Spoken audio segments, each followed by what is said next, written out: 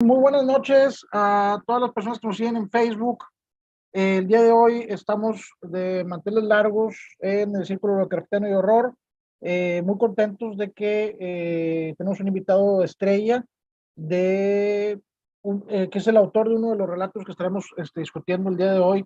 Uno de los relatos que tuvieron usted la oportunidad de ver por ahí en el evento. Este es el evento número 150 o la celebración 150 del Círculo Lovecraftiano y Horror.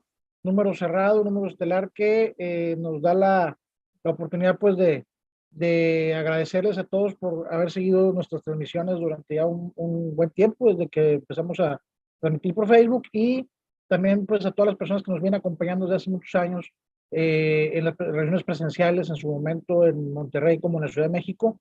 El día de hoy, como ustedes saben, vamos a discutir cuentos dedicados en honor a el continente africano. Tenemos dos autores de Nigeria y está con nosotros, nos acompaña Mame Diene. Él tiene ascendencia de Senegal y estuvo por allá en los días anteriores. Ahorita se encuentra acá más cerca de nosotros y nos está acompañando vía la transmisión. Queremos platicar brevemente con él. Un ratito nos comentaba que viene cansado del viaje, porque fue un viaje divertido, pero aún así pues largo, ¿verdad? Entonces vamos a aprovechar su presencia. De entrada, pues, thank you very much, Mame, for your welcome to the Círculo Lovecraftiano and Horror in Monterrey City and Mexico City. We are in two cities of our country in Mexico. So you live in Aguascalientes, Mame. What can you tell us about your work and your career like an horror writer and science fiction writer? Thank you, Isidro, and thank you everybody for having me. Really appreciate you taking the time and reaching out. So yeah, I used to live in Aguascalientes in 2015 and 2016 for about a year. I used to work for the International Organization for Migration, and a Mexican colleague of mine at the time left and went to work in the Middle East and Pakistan and Afghanistan and a bunch of places. And he came up, his name is Adrian Melendez, and he came up with this crazy idea to start an NGO to help Syrian refugees complete their higher education in Mexico. It's called the Habesha Project. And so we started working on that, and I found myself between jobs for a while, so I thought I would fly over to Mexico and give a hand. So the project was based in Aguascalientes because he's from Aguascalientes, and we thought it would be a good place to have Syrian refugees to come and get a taste of Mexico, start living with Mexican families, and get a sense of the culture before sending them off to the craziness that is college. So yeah, and interestingly enough, I wrote the first story in the collection back in Aguascalientes, Fistulas. I wrote it in Calle Allende in like 4 or 5 days. Actually, that's one of the fastest things I've ever written. So yeah, I mean that's kind of my background. I did a lot of work with UN agencies and did a lot of NGO refugee work in Africa and in the Middle East and in Latin America. And then currently I'm still working in drug policy reform. I'm for Open Society Foundations, and I've been writing. Well, I've been writing really bad poetry since I'm 14, I guess. Just really, really awful stuff. And I started writing short stories in my late teens, early 20s, but never anything that got published. I mean, that was really just test driving, just trying to get stuff out. But I was also not really aware of the kind of literary scene, that existed in the Anglo-Saxon sphere, because I grew up in Paris, so I was still very much influenced by the French literary scene, and that's a very opaque and very closed up world, bottled up world, and the expectations are very different. The dynamism is not the same as with Western Hemisphere literary scenes that are much more modern and dynamic. And so I wasn't really getting published until I found out about this African scene through Afro SF by Ivor Hartman. He's out of Zimbabwe, and he curated a number of anthologies for African authors called African Roar, and he started this Afro SF publication back in 2014, I think it was, and that's when I landed on the call for submissions, and I submitted this novella about climate change, future science fiction, future fiction about climate change. And that was my first big break, actually, in 2014, thanks to Ivor. And that kind of gave me just like the confidence to write more, basically. And so I did. And I guess in a way, I'm also a little lucky that I started working and getting published, or getting serious about my writing, rather, just as the African scene was starting to develop, thanks to the accessibility of internet platforms, and just social media becoming a great conveyor. For, I don't want to say marginalized, but for, voices that had less access to publishing circles, as traditionally understood. Perfect. Dr. Seco Poms asks here, what kind of poetry do you write on your teenage years? Is romantic poetry, horror poetry, something like that? In my teenage years, it was depressed emo poetry, I guess. Plus, I'm a huge metalhead, so you can imagine that I veer dark very, very easily. So yeah. I mean, there was a little bit of speculative fiction, I think, a little bit of spec, just because I've been reading a lot of Stephen King, a lot of Lovecraft when I was that age. So I was very much into horror, into that kind of stuff. So yeah, nothing great. The kind of stuff that you really want, like, your crush to read, but when you're 10 years later, you're looking at it, you're thinking, yeah, no wonder I was single in high school, Thank you. Abraham, do you have a question? Yeah, in your short story, Black and Gold, I found a lot of similarities between the problems, the social problems, the political problems in Senegal that we can find in Mexico, in Latin America. And that is a personal appreciation, but I want to know from your side, you have lived here, you have lived there, you have lived in the US, in Europe. Do you think there is a common root or a common issue that provokes that similarities between Latin America, between South Asia, between Africa? Yeah, when I was in Mexico, I was joking a lot that Mexicans are like the Senegalese of Latin America. Everybody's always on their way, but no one's on time. But yeah, I mean, jokes aside, it's true that, well, yeah, I mean, socioeconomically, sorry, excuse me, socioeconomically, yes, I mean, there's a lot of development-related issues that cut across the board, and I think, when it comes to like looking at social dynamics, space geography is less relevant than the dominant mode of production, and so communism maybe failed as in creating a global workforce, or uniting a global workforce. But if you look at this at a socioeconomic level, definitely we're looking at similar problems. We're looking at resource extraction. We're looking at labor organizing. And those things cut across the board, and they can cut across the board in really extreme ways, as well. There could be a beauty to it.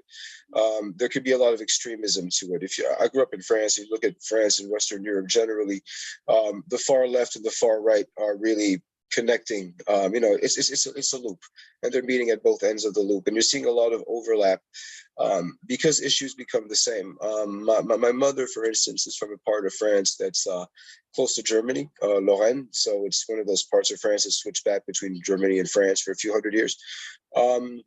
And it used to be a heavily industrial area. So a lot of coal mining, etc. And when those industries collapsed, and when the Communist Party collapsed, that region started voting heavily towards the far right, because all of a sudden there was a lack of representation. So I think, there's a commonality of issues whenever there is a bit of a struggle around economics, largely because we're all part of the same mold. But what I think, what strikes me, what struck me as much, more so actually when I was traveling, was the excitement that I felt in my 20s about discovering new places. After about a decade or so, it turns into actually people are really pretty much the same absolutely everywhere. You start thinking, you're listening to people's conversations and you're having a hard time following because you're learning the language and you're appreciating things differently. But then you realize everybody's concerns are the same. Most of our jokes are actually the same. 99% of our curses are actually exactly the same. Yeah. It's very easy to get lost in exclusivity. In terms of like what you're looking at in terms of culture, but I think the human experience translate much more easily than the particularities thereof. It's a little long-winded. I'm not sure I've answered your question very well. I'm super tired, so I'm going off on a tangent. I think it's a very good reason, and I find very interesting that you are pointing out the common places that are the same ground for everybody everywhere. I don't know if Isidro has any question, or Morgan, or Marion, because I have another one. Maybe you could talk to us about this myth that you wrote on your story about the white horse. I mean, I want to know more about it. Okay, thanks, Morgan. So that story, it's part of my father's culture, the Lebu culture, from Senegal, mostly based along the eastern coast of Senegal called the Petite Côte, and it's a culture of fishermen, and so very much connected to the waters. And it's also, they're very much considered as the original culture for Senegal, because that's where the Wolof language comes from. And when I was a kid, we'd visit Senegal every other year, for a month or so. And anytime it was and at dusk, my father would always take us indoors. He wouldn't let us play on the beach. He wouldn't let us be outside. Whenever it was twilight, we had to be home. And that's something that actually cuts across a lot of cultures in West Africa, and at least in Senegal very much. And the reason being is that twilight is the time of spirits. And every Lebu community along the coast has a protective spirit. It's also a mischievous spirit. You're supposed to stay out of places when it's time to walk around, but it's also there to help protect its own people from evil. And so that's really pretty much the inspiration behind. And he's a real. I mean, he's a real character. He's a real the character of Luc Daour. Is the Rab. Rab is what it's called. RAAB, I think is how it's spelled now. For the community around Rufisque and Dakar. And so the white horse is one of its personifications, basically. And so that's just something that has always been like that has stuck to the back of my mind. And my wife is in Senegal, and we have a daughter. And my wife she's not Lebu, she's Fulani, so a completely different culture, different language. They're nomadic cattle herders, while we are coastal fishermen. So you can imagine it's an encounter. It's an encounter. But they're also like the second largest group in Senegal, so it's a very dominant culture in the region. And she has the same beliefs. So every day we're walking the daughter and she's like, no, we got to get home now. You know, so it is funny that that it perpetuates that way. But that was the inspiration behind it. And Love Daour comes back in a number of my stories. I've got a story in Omenana, where he's also a part of. It's just something that stuck with me basically since I'm a kid.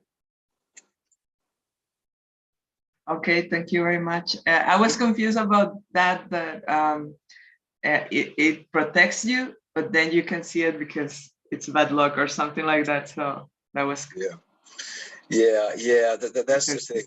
It's a trickster spirit. It's a trickster spirit, and it's also fiercely protective. And anything that is fiercely protective can also be dangerous to the people it's protecting. You know. Yes, thank you. I also want to send greetings to Alex Herrera, who's watching us on Facebook. Hi, Alex. Thank you, Alex. Okay, one more question to Mame. So, what can you tell us about the writers, the African writers, like the writers are containing this anthology, sci-fi, Afro sci-fi number, volume 1, volume 2, like the books you participated on that. How many do you know personally, or what can you tell us about that? So you mean about the African writing scene? If I understand your question correctly, okay. It's it's a surprisingly diverse scene. When I started writing seriously in 2014, I didn't have much of an idea about what it was I was looking at. And so when I got the yes from Ivor for Afro SF Volume 2, there's 3 volumes. He was supposed to release the 4th, but I think that one was stalled. And I'm published in Volume 2 for a novella and Volume 3 for a novelette. And I was actually really just floored.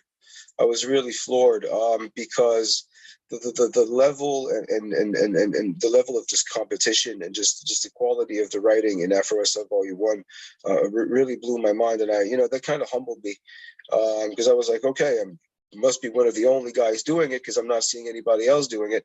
Boy, was I wrong. And Tade Thompson was published in that volume. Chinelo Onwualu and Mazi One, who went on their way to develop Omenana magazine. That's been around for almost 10 years now. And that publishes 4 times a year, roughly, for African horror, fantasy, and science fiction.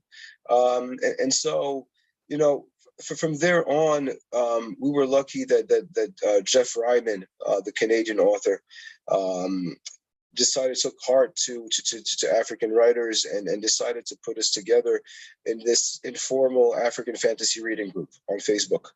And next thing you know, The Guardian is writing an article about the fantasy reading group, and the membership goes from 300 to 2,000, and that was really like an incubating space at the time, because a lot of the African authors, and I stress the African authors writing in English, more so than anything, obviously, because that's the language that connects everybody. We're getting together, and that's what we had the call, and that was basically what the Guardian article was about. And from there, Jeff, again, tried to pull us together to organize the African Speculative Fiction Society. So that led to a whole bunch of discussions. And so we started the Society for African Authors, and try to provide it as a resource for people to connect with writers if they wanted to, for people to be able to showcase their work and to let people know what was new on the scene, and to give out an annual award, basically, voted by association members, and with a monetary reward. So $1,000 for the best novel, $500 for the best short story, and for the best novella. and 1,000 for the best graphic novel, 500 for the writer, 500 for the illustrator. And so, yeah, that's basically how we connect. That's basically how we connected. And so, you know, we have discussion forums around this, and we interact when we can. I mean, I've met a couple of other writers at readings, a couple in New York, a couple in Senegal, and I'm editing for Omanana in French. So trying to draw some francophone authors in the speculative genre out of Africa or of African descent. And that's broadly African, right? It's not Black by any means. And that's something that I want to stress, is that we're really trying to represent the diversity of the continent. So, you know, Black, white, Indian, North African, Chinese, Asian, that's not really the point. We do have some criteria as to what is African. So if a person like me with parents who are from Africa, and I'm a Senegalese citizen too, and if you're up to your grandparent, basically you're considered, yes, as African. Anything beyond that, you know, we're open to discussion. But if you're born in Africa, but you're not an African citizen, yes, you also count. You know, if you've lived from age 0 to 12 before moving to Italy because your parents are from Italy, you know, you grew up in Kenya, you're good to go too, you know. So and so it's an interesting and diverse scene. It's interesting and diverse scene. My work this year is actually a pretty interesting year for me. I mean, and really grateful to you guys for translating Black and Gold into Spanish, and a really impressive translation too. I'm kind of floored. But I've got a horror story coming out in Africa Risen in November. That's published by Tor. So that's a big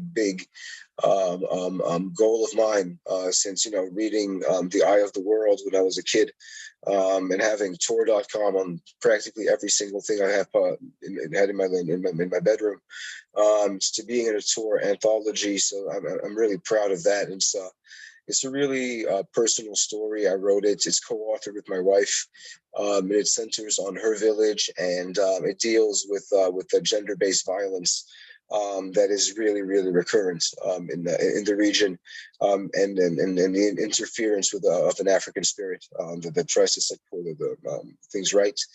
I'm having 2 stories published and translated into Italian, which is really completely unexpected. The Satellite Charmer that came out last year in Dominion, and that's getting illustrated too. So wow, and a sci-fi climate fiction dystopia, science fantasy rather, dystopia that's coming out, also translated in Italian. And I just got an acceptance pending from Galaxy's Edge. Just had to do some rewrites for a sci-fi, for a dark superhero story. So yeah, it's a good year. It's a good year.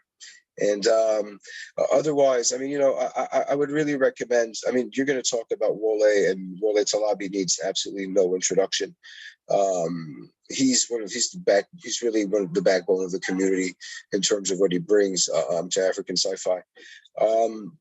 What I like about the scene is that we're seeing, and that's just African sci-fi, African literature in general, is that we're seeing a lot more female voices. Where it used to be a very male-dominated, very academic scene up until recently, but not just in writing, but especially in publishing and editing. And that's really where it makes a difference. That's really where you know, voices that are underrepresented voices make a big difference. It's in those, you know, building blocks that things change. But it's a good scene. It's a great scene. It's a scene that challenges a lot of the conformism and the conservatism that's prevalent in a lot of our societies to this day, and still will be for a while. So, you know, it's really exciting. I'm glad that guys like you in Mexico are out there and you know, giving us a platform. You know, really surprised that it's in Italy that, you know, I'm getting 2 calls about getting work translated. So, you know, it's it's easy. This is what I want to say to authors generally, is that it's really easy to get discouraged because it's a 90% rejection game. And that's just the truth for everybody. 90% of your work is going to get rejected, no matter how good it is. And you know, it get rejected by one guy, picked up and loved by somebody else. And you know, you always see other people publishing or other people signing contracts on Twitter and everything. It's bull. Okay, everybody is doing the exact same thing. And so, you know, just keep writing and finding a niche. Finding a place that works for you is really what's most important. And in terms of voice, it's really fundamental that what you write from the heart. Like, you got to be honest about this. Like, just to finish on Black and Gold, because you're going to discuss it. I started writing it because I signed a contract with Clash Books. Fistulas was already written. The Horse, the Dealer, and the Diamond was already written. The editor said, okay, I want a story about that's like True Detective, but with nuns in Africa. So I wrote Popobawa really quickly, and then I had to write a fourth story, and that was Black and Gold, and I had no idea what to write, and I just started writing something on the subway. That's how that story started. I had no idea where it's going. And it looks, when I read it over now, it looks like there's a coherent train of thought through it. But the truth is, when I was writing it, it was completely all over the place. I didn't know what to write. I thought, okay, let me just try to throw that in and see how it sticks. And it came together that way. And so, you know, it's just sometimes sometimes things come naturally, sometimes things come incredibly quickly, but oftentimes it feels chaotic to you, but you know, get from start to finish, and once you're there, you realize that you've done something that is actually a lot more, that is a lot truer, that is a lot more honest than you could have ever done otherwise, because you were not in a place of thought. You were just in a place of just pure impulse. And sometimes that's just sometimes that's how you get it out. And that's how it worked. And I'm really glad it worked for you guys, because I have no idea. I had no idea what I was doing. So thank you. Thank you so much. No, thanks to you. It was a great story. Morgan, you have a question? Yes. Well, first I wanna say hi to Yori Yagami, who's watching from Colombia, from Bogota. And Bogota's an awesome city. Yeah, you have been there too. I've been, yeah. They're in Medellin. Nice. Well, your story is amazing, and I want to talk. There's a question here from Mariana.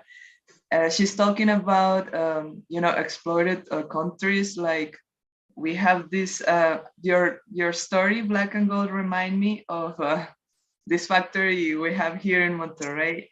It's you know, from Korea, and they said it will bring jobs to the city, right? But they brought actually people from Korea to work. So it's kind of just like the same, it happens in your story. So when you were saying we are very similar, well, of course we are. Then the question Mariana asked is, in this kind of countries, do you find a clash between myth and man's greed? And also, if you want to say something about capitalism through your myths, and what are your influences in folk horror? Because we love folk horror here. Thank you. So between myth and man's needs, you know, it's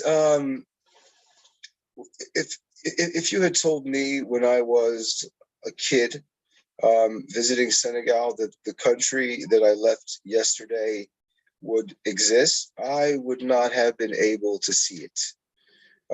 I wouldn't have been able to visualize. I mean, you know, we're building a new capital city just because the old city is just too congested now. You know, there's a whole new highway.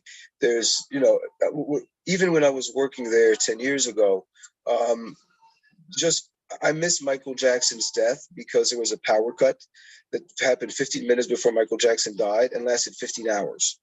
And that was already in the 2000s, right? And there were still 15-hour random power cuts. Those don't exist anymore. I'm seeing, and Dakar is an interesting space that way because it's a capital city. It's, you know, towers and everything. It's a really cosmopolitan city. And at the same time, you know, you're going to be in a part of the city where everything is still covered in sand, and this guy is walking a cow right by you, and this guy is going by on a horse and carriage. And so you have like this village dynamic in the middle of what is becoming an African, like a booming African metropolis. And a lot of what you get is still very much, you know, it's still a society of, you know, respect of your ancestors. Like my name, Mame, means grandfather or grandmother, because I'm named after my great-grandfather, who's called Bougoma. And actually my name is Bougoma. Mame is what you call me because it's the same name as the other guy. And Bougoma means I don't want to. And it's because his mother had miscarriages. And so he was born and he was safe. And you give him a name that's supposed to ward off the evil eye. So Bougoma.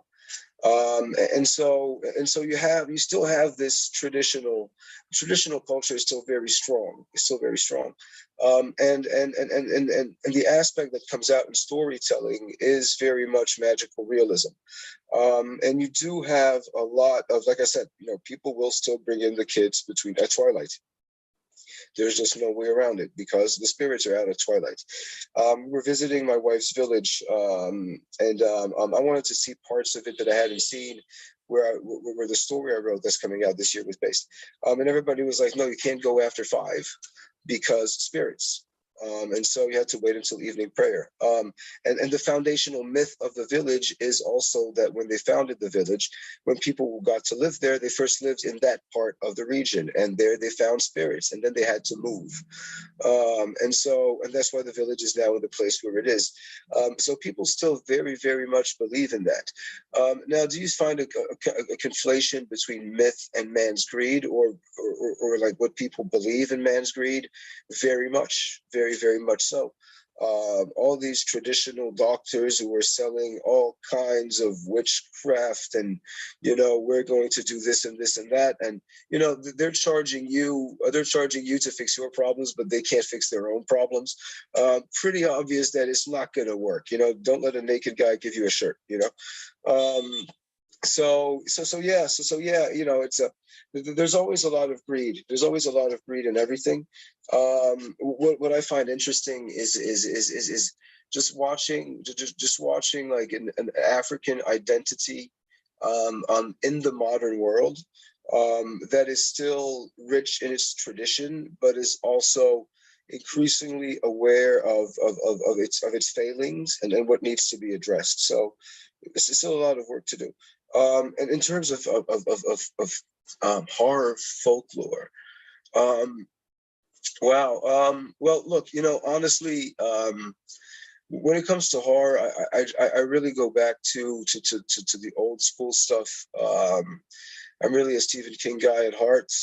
Stephen King and H.P. Lovecraft galore when I was a kid. I haven't read either of their work in a minute, but that's still really what drives me. Yeah. I'm trying to think, because I read a lot more fantasy. I read a lot more fantasy than I read horror, science fiction. Those are genres that I tend to think about as much more visual for some reason.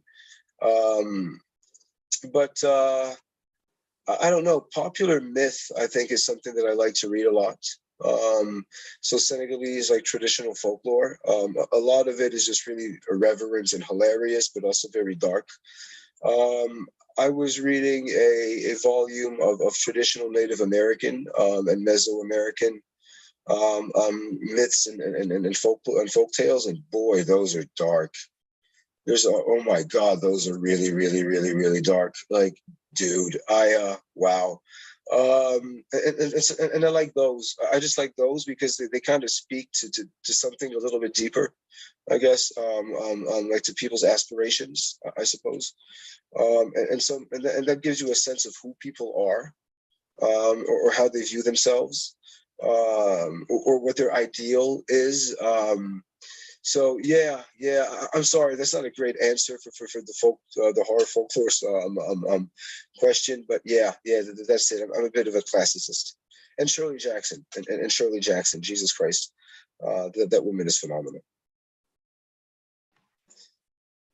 Don't worry, no, it was a good answer. I mean, I think folklore in general, it's a bit scary what I read in these stories from Africa. So, I mean, this goes with no legs or limbs, or I don't know.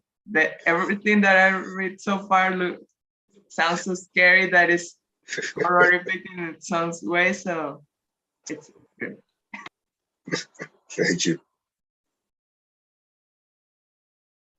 Okay, we have another question from Dr. Psychopomus, Dr. PhD. What is the first book that you read that influenced you to write, and what book are you reading now? Aha. Okay. So, the first book that made me want to write, I don't know why I still think of it as embarrassing, but it's Michael Crichton's Timeline. When I read it, I was just, I understood right there why every single one of his books made it into a movie. It was incredibly immediate. And the research, I mean, the man is clearly a genius. Like, he simplifies all these concepts and makes them incredibly accessible. And the pacing and everything. And I was just like, look, if I could write anything, I just wish I had this kind of this.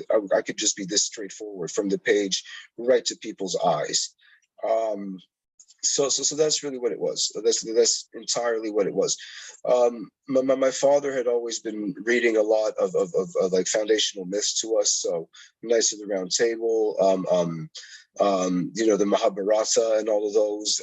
So those were like, I was already reading a lot of horror and sci-fi, but it wasn't until I read Timeline that I thought, okay, this is actually what I want to do. And what I'm reading now, I tried finishing. I'm still in the halfway through, a little over halfway through. The guy who won the Prix Goncourt this year, Mohammed and Bougarsar, and The Most Secret Memory of Men. Really fascinating weaving of just like worlds and historical contexts. It's really compelling. Not quite done with it yet.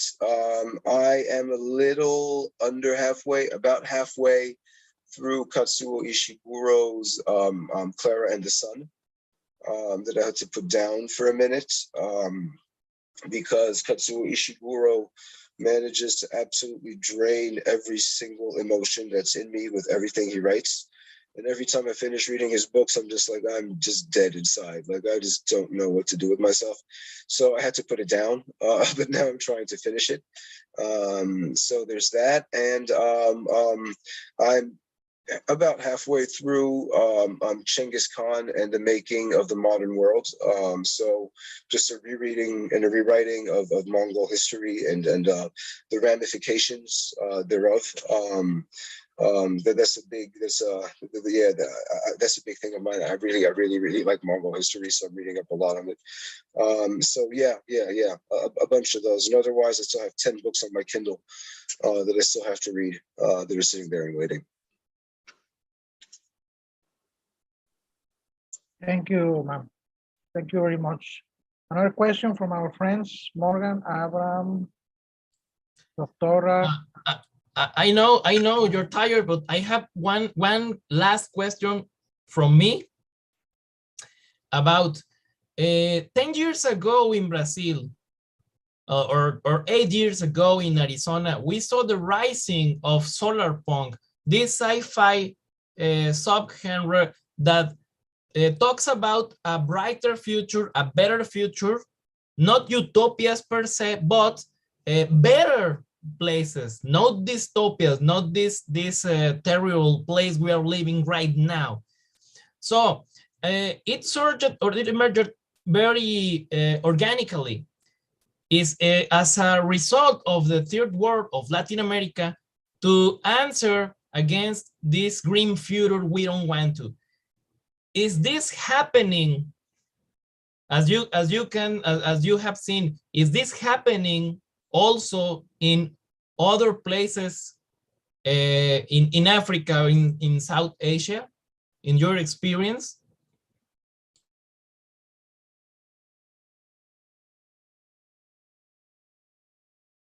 Your microphone, ma'am. Sorry. No, I was saying that's a good question. Well, you know, am I seeing this in Africa? What? Yeah, I mean, I'm really hopeful about Africa. I'm really hopeful about Africa because I've seen so much progress over the years, just so much change, so much imbalance, of course, in the change, and that's the problem. Just the economic disenfranchisement versus the levels of success on the other. But what I've noticed, because I was fortunate enough to travel a lot through the continent, and I was always doing it for work. So I got to experience some things that I wouldn't have otherwise. And what I see is a lot of resourcefulness in addressing issues. You know, for instance, you know, the U.S. was light years ahead of Europe when it comes to the use of the internet and use of computers, for instance. And you know, if it was light years ahead of Europe at the time, imagine where it was compared to sub-Saharan Africa. But what you have is a continent that skipped the computer generation entirely, and everybody's working on their cell phones. You know, you have grandfathers in a village in the Aïr Mountains in Niger who've never left their village, but they can tell you exactly what the prices are for every kind of livestock through the country because they're connected through mobile technology. And I'm seeing a lot of resourcefulness in terms of what our people are coming up with as sort of local solutions to address water shortages, to address their electric shortages, to address communication shortages. So in terms of the writing, I don't know if I see that. I don't know if the writing is necessarily. I mean, Chinelo Onwualu, who co-founded Omenana, really is looking into those kind of questions and promoting utopias, as opposed to the dystopian world we live in, like you said. But it's also, you know, a matter of relative developments, because, like I said, you know, 20 years ago, just writing a story where everybody would have had running water and electricity all the time would have been futuristic. And it, you know, it's pretty much front of the mill in a lot of other places. Man, I was thinking about something just a second ago, but it slipped my mind. And Southeast Asia, Southeast Asia is one of those places. You know, you go from Bangkok, from Bangkok to like rural Thailand, and it's two completely different worlds, two entirely different worlds. I'm sorry, I feel like I forgot one part of your question, Abraham. Basically, it's about if you are looking the development of a positive or utopian literature, sci-fi literature in Africa, in Southwest Asia. Okay. Yeah, so yeah, definitely look at Chinelo's work and the work that she tries, that she publishes, and the anthologies that she recommends in that sense. You know, there's a movement in African American literature that is focusing on joy at the moment. So looking at Black Boy Joy, I think is the most recent anthology. And so, you know, there's a lot about changing the narrative that is happening. But the reading that I'm geared to, the writing that I'm geared to, tends to be fantastical and horrorish, not necessarily the futuristic per se. I mean, I was published in African Futurism last year that Wole actually edited for the magazine Brittle Paper, for the online review Brittle Paper. And that was also a futuristic climate change story. The thing for me about utopia versus dystopia, I think it's a bit of a false dichotomy, in the sense that anything, if it's too perfect, that means there's something is wrong. If it's wrong, it's because something is wrong. And it's always, things, what's his name? Woody Allen made his entire career based on that, right? The problems of rich people. Everybody has problems. And it's I was watching this Ivorian movie yesterday, and this guy, it takes place in a prison. And this poor kid, it's his first night in lockdown. And he is made the storyteller for the night, and he has to keep the whole prison awake all night, or he's going to be ritually sacrificed. And the guy who runs the prison tells him, he says something, and he says, it's horrible, but it's how I feel. And how you feel is the only thing that is actually real, even if it's hateful. And so, when it comes to utopia or dystopia, what interests the interesting thing for me is the struggle that happens within, as opposed to necessarily what the outcome is, because what the outcome is cyclical. If it's too good, it's going to go bad. When it's bad, it's going to get good again, and over and over and over. But what the dynamics are in the middle, that's really what speaks to me.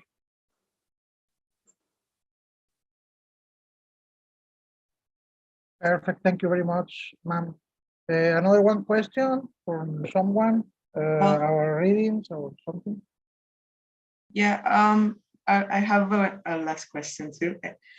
In terms of violence, because our country is very violent, and I guess yours too, for what we can read and what we know from news, right? So I feel like this, like I said before, this folklore is kind of horror in its own way. Like, these gods are not really good. Like, they want, or they demand, sacrifices. There's a lot of blood involved. I think we are called Mexicans like savages in the United States and stuff like that. Because how do you feel about that in your country, in Africa? What can you tell us about that?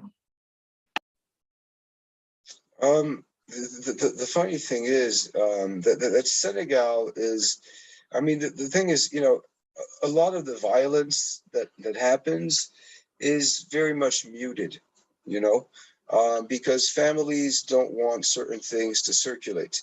So, women suffer in silence. People who get beat up in silence, because you don't want to reflect negatively on your family. If something happens to a woman, it's her mother who's going to say, yeah, look, please don't tell the police, he made a mistake, but the kid is the kid. He's a rapist. He should go to prison. Recently, there was this incident in a village where a 9-year-old kid stabbed another one over a game of whatever. The family, and the kid who stabbed him was one of the local officials' son. So everybody, they intervened with the family, and so the family didn't press charges. But what does it say about a 9-year-old kid who's they let him to stab another kid? Who is he going to stab in 4 or 5 years from now? How much worse is this going to get? But the irony is that Senegal is not a very violent place. There's incidents of crimes and everything as there is anywhere else. But I feel safer in Dakar than I do in New York or Paris. There still are pockets of rebellion in the South, because there was a bit of a civil war for a while. But that is dying out. And I think the rebels are really just turning to cocaine trafficking now, because they're sharing a border with Guinea-Bissau, and there's so much coke that comes in through Guinea-Bissau. So there's that. But the violence, the violence in the rituals, I don't know if the word savage. Obviously this always, but look, a society like the United States is an incredibly violent one. And it's not just the violence of guns. It's also, you know, it's a level of cultural violence. You know, it's also, you know, how the language is spoken and the attitude and is it considered a savage culture? You know, no, not in that sense. Because it's a modern violence. It's a violence we can understand, right? It's even if we do nothing about it, it's a violence that we know. So there's always something that's much scarier in the violence of the occult, because we don't want to believe in spirits. We don't want to believe in all that, but we all kind of do. You know, everybody's a little scared of something, and so. And so when it's materialized in something that you cannot control, like it's, you know, it's that shadow lurking right behind you, right there, then it's something that you have to box in, right? You have to call it something because you have to de-rationalize it. But it's still that feeling, it's still that gut instinct that tells you that something is wrong. So that's actually what I'm trying to transpire here. When it comes to social dynamics, I'm really moved by the issue of child beggars and the kids who study in Quranic schools, because it overlaps with a lot of human trafficking and child abuse. And that's an issue because it's grounded in a local reality, where the kids really study the Quran and they do this as part of their learning of humility. And then there's all this poverty where parents are just letting, you know, all these marabouts and imams have their children and they exploit them in turn. And so it was important for me to bring that out, and my father was one of those kids, and that's something that he says. He was one of those kids, and so that's something that's very close to me. And I think on some level the violence in the story is reflective of that violence, that resource exploitation that we're seeing, that we might see if things aren't handled well by the government, and in terms of what we could win and what we could lose. I'm really concerned about like the Dutch disease and creating a situation like Angola, where inflation just was through the roof. I mean, I was in Rwanda for about a week. You can't find, like, you know, you had to rent, like places went up for like $6,000 a month. You couldn't find a hotel for less than $400. Like, it was just insane. And even UN drivers couldn't make a living without having 2 jobs. And so, you know, it's all those things that exacerbates a lot of tensions. But when it comes to Senegal itself, it's, you know, it's called the country of Teranga, the country of hospitality, for a reason, because people are very welcoming. Because, you know, people have a lot of attitude, a lot of pride. But the violence, this first world violence, with a lot of like homelessness, and that level of desperation. While there is a lot of poverty, there is not that kind of just abandonment of the person. There is still a strong sense of community, a strong sense of family, and that really makes a big difference to the social fabric and to you know, the values and how they transpire.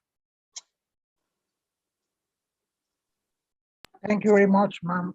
So just last one question for our guest, because he's tired. He has a nice but a tired trip today. So just one last question. Someone has something to say. Say it now or shut off forever. I just want to thank you for your time. It was very interesting talking to you. I hope we can have you in the future. And Thank you, your guys. story, it's amazing. Made me thought of things that I didn't really think about. I mean, I don't know anything about Africa, so I was thinking about it like we have some of the same problems, but there's more too that we don't know you have, you know. So it was very interesting to read, and hope to have you soon. Thank you, Morgan. Thank you, guys. Thank you very much for visiting us. As Morgan said, I hope we can talk again in the future. Thank you very much. Really, really appreciate it, everybody. And yeah, hope to talk again. And yeah, keep up the good work. This is a great circle. And I'm glad I can finally send my stories to my friends in Mexico who couldn't read them before. Thank you very much, Mame. You're welcome. And an eternal friend from the Círculo Craftiano y Horror. You are welcome on every meeting here to the future. And we really appreciate your presence with us now. Make una pause to continue. Bueno, no sé si hacemos una pequeña pausa, ¿verdad? En la transmisión, y ya continuaremos entonces con ya lo que son propiamente los relatos. Le agradecemos muchísimo a Mame Viene, el autor del relato estelar de hoy, de esta noche, que es en español, Negro y Oro, Black and Gold, un gran relato. Yo ya lo comentaré en el siguiente segmento, pero como di con él, realmente vale muchísimo la pena que nos esté escuchando por aquí. Mame fue muy amable al permitirme hacer una traducción del mismo. Realmente el mérito es 100% suyo. Lo que yo traté de hacer fue una traducción lo más literal posible, y quedó una obra muy padre, muy buena. Realmente vale muchísimo la pena leer este cuento. Se los invitamos a que lo bajen ahí de nuestra página. Ahí está en el evento. Si no lo han leído, léanlo. Realmente se van a llevar una gratísima sorpresa por la gran calidad literaria que contiene este cuento. Mame es un autor que tiene mucho que decir y de una formidable imaginación y una gran capacidad retórica para expresar sus ideas. Mame, thank you very much, bro. We're waiting here in Montreal with some caguamas. All right. Caguamas y mezcalito. Okay. All right, guys. Bye.